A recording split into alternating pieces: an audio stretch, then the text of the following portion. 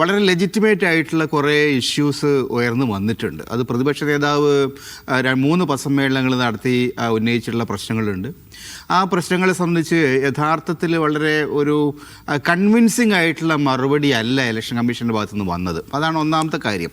രണ്ടാമത്, തെരഞ്ഞെടുപ്പുമായിട്ട് ബന്ധപ്പെട്ട് പൊതുവിൽ നമ്മൾക്ക് ഇത്തരത്തിലുള്ള സംശയങ്ങൾ ഉയർന്നു വരുമ്പോൾ ഒരു ജനാധിപത്യ പ്രക്രിയയുടെ ഭാഗമായിട്ട് ഭരിക്കുന്ന കക്ഷിയുടെ സ്പോക്സ്മാൻ ആണോ അതിനോട് റിയാക്ട് ചെയ്യേണ്ടത്? ഇവിടെയാണ് ഒരു പ്രശ്നം വന്നിരിക്കുന്നത്. ഇലക്ഷൻ കമ്മീഷന് വേണ്ടിയിട്ട് സംസാരിക്കുന്നത് ഇലക്ഷൻ കമ്മീഷനല്ല, പലപ്പോഴും കേന്ദ്രം ഭരിക്കുന്ന രാഷ്ട്രീയ കക്ഷിയുടെ അല്ലെങ്കിൽ സർക്കാരിൻ്റെ ആളുകളാണ്. അപ്പോൾ സ്വാഭാവികമായിട്ടും കേന്ദ്രം ഭരിക്കുന്ന കക്ഷിയും ഇലക്ഷൻ കമ്മീഷനും തമ്മിൽ എന്തോ ഒരു തരത്തിലുള്ള അമിതമായിട്ടുള്ള ബന്ധങ്ങളുണ്ട് എന്ന ഒരു ധാരണ ഉണ്ടാക്കുന്ന തരത്തിലുള്ള കാര്യങ്ങൾ നടന്നിട്ടുണ്ട്. അപ്പോൾ അതിൻ്റെ വിശദാംശങ്ങളും പോകണ്ട, കാരണം ബീഹാറിലെ തെരഞ്ഞെടുപ്പിൻ്റെ സമയത്ത് ഈ വിഷയങ്ങൾ വരുന്നുണ്ട്. എന്നിരുന്നാലും ഇലക്ഷൻ കമ്മീഷൻ്റെ ഇതിനോട് കുറിച്ചുള്ള പരാതികളൊക്കെ ഇരിക്കെ തന്നെ പ്രതിപക്ഷ കക്ഷികൾ മഹാഗഡ്ബന്ധൻ എന്ന പേരിൽ അവർ തെരഞ്ഞെടുപ്പ് മത്സരിച്ചിട്ടുണ്ട്. അവർ തെരഞ്ഞെടുപ്പ് ബഹിഷ്കരിച്ചിട്ടൊന്നുമില്ല. അപ്പോൾ അതുകൊണ്ട് നാളത്തെ തെരഞ്ഞെടുപ്പിൽ എന്ത് സംഭവിക്കും എന്നതിനെക്കുറിച്ച് നമ്മൾക്ക് വസ്തുനിഷ്ഠമായിട്ട് നാളത്തെ തെരഞ്ഞെടുപ്പിൻ്റെ വിധി വരുന്നവരെ കാത്തിരിക്കണം എന്ന് എനിക്ക് പറയാനുള്ളത്. രണ്ടാമത്തെ കാര്യം, 7-8 പിന്നെ ഈ എക്സിറ്റ് പോളുമായിട്ട് ബന്ധപ്പെട്ട് 7-8 ആളുകൾ കഴിഞ്ഞ ദിവസം കൊണ്ടുവന്നിരിക്കുന്ന റിസൾട്ട്, ഈ ഇതേ തരത്തിലുള്ള റിസൾട്ടുകളാണ് ഇതേ വിദ്വാന്മാർ കഴിഞ്ഞ ലോക്സഭാ തെരഞ്ഞെടുപ്പിൻ്റെ സമയത്ത് കൊണ്ടുവന്നത്. ഏതാണ്ട് 400 ക്രോസ് ചെയ്യുന്ന ഒന്ന് ചിലർ പറഞ്ഞു, 400 അല്ല അതിൻ്റെ അപ്പുറത്തേക്ക് പോകുന്ന ചിലർ പറഞ്ഞു, അത് തൊട്ട് താഴെ നിൽക്കുന്നു പറഞ്ഞു. ഏതായാലും ഇതേ തരത്തിലുള്ള ചാനലുകൾ ഇതേ തരത്തിലുള്ള റിസൾട്ടാണ് കഴിഞ്ഞ നാൾ. പക്ഷേ എന്താ സംഭവിച്ചത് നമുക്കറിയാം.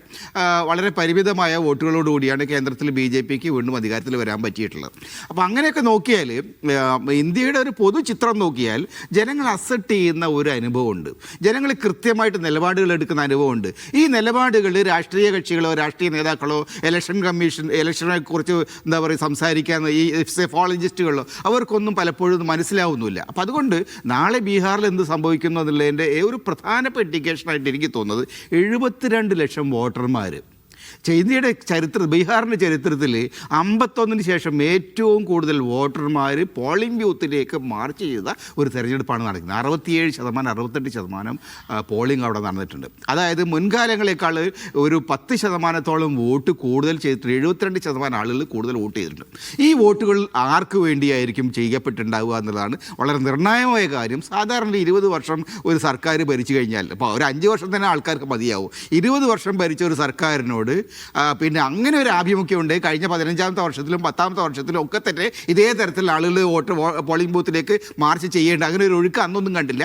ഇന്ന് 20-ാം വർഷത്തിൽ ഇങ്ങനെ ഒരു ഒഴുക്ക് ഉണ്ടെങ്കിൽ അതിൻ്റെ അർത്ഥം there is a very serious issue of anti incumbency എന്നൊരു ഫീലിംഗാണ് എനിക്കുള്ളത്. ഞാൻ ബീഹാറിൻ്റെ പിന്നെ എന്താ പറയുക ഗ്രാസ് റൂട്ട് ലെവൽ സിറ്റുവേഷൻ എനിക്കറിയില്ല, പക്ഷേ ഒരു ഇലക്ഷൻ ഒബ്സർവർ നൽകി എനിക്ക് വളരെ കൃത്യമായിട്ട് മനസ്സിലായി. അല്ലെങ്കിൽ ഇത്രയേറെ ആളുകൾ ശക്തമായിട്ട് പോളിംഗ് ബൂത്തിലേക്ക് മാർച്ച് ചെയ്യാനുള്ള ഒരു സാധ്യതയും ഒരു തെരഞ്ഞെടുപ്പിലും ഇതുവരെ ഉണ്ടായിട്ടില്ല. യെസ്, ഷാബു പ്രസാദ്, അതൊരു പോയിന്റാണ്. 20 വർഷം പൂർത്തിയാക്കുന്ന സർക്കാരിനോട് ആന്റി ഇൻകംബൻസി ഉണ്ടാവാനുള്ള സാധ്യത വളരെ കൂടുതൽ.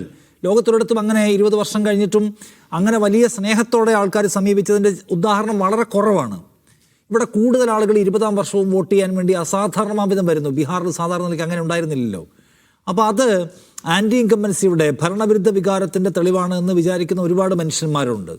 എന്നു മാത്രവുമല്ല, ഇപ്പോൾ ആരോഗ്യ മേഖലയിൽ അല്ലെങ്കിൽ തൊഴിൽ മേഖലയിൽ ഈ നമ്മൾ സൈന്യത്തിൽ നടപ്പിലാക്കിയ അഗ്നിവീറൊക്കെ ഏറ്റവും കൂടുതൽ ഇമ്പാക്റ്റ് ചെയ്യുകയും ഏറ്റവും കൂടുതൽ സമരം ഉണ്ടാവുകയും ചെയ്ത സ്ഥലം ബീഹാറാണ്. നമുക്ക് നല്ല ഓർമ്മയുണ്ട്. സർക്കാരിനെ സംബന്ധിച്ച് സർക്കാർ വിരുദ്ധതയുടെ ഒരുപാട് ഫാക്ടേഴ്സ് കാണാൻ കഴിയുന്ന ഒരു സ്ഥലം കൂടിയാണ് ബീഹാർ. എന്നിട്ടും പക്ഷേ അവിടെ ഞങ്ങൾ തുടരുമെന്ന കോൺഫിഡൻസ് NDA പ്രകടമാക്കുന്നു, അവരെ ആഘോഷ പഠനങ്ങൾക്ക് തയ്യാറെടുത്ത് നിൽക്കുന്നു എന്ന് കാണുമ്പോൾ അതിനകത്തൊരു തെരഞ്ഞെടുപ്പ് അനാലിസിസിൽ എന്തെങ്കിലും തരത്തിലുള്ള കൗതുകങ്ങളുണ്ടോ?